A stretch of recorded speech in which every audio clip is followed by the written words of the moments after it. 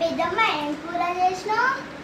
బిర్యానీ ఇంకా chicken chicken chicken పులుసు బిర్యానీ అన్నం.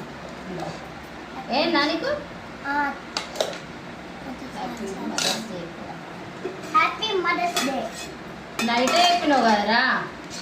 నేను నైట్ 12కే చెప్పిన. మావాడు రాత్రి పడుకోకుండా 12 వరకు ఉండి 12 వరకు హ్యాపీ మదర్స్ డే అని చెప్పి పడుకున్నాడు. మమ్మని పాప గుడ్ బై. తీసుకో తిని ఎట్లుందో చెప్పురా మని. తిను తిని ఎట్లుందో చెప్పాలి.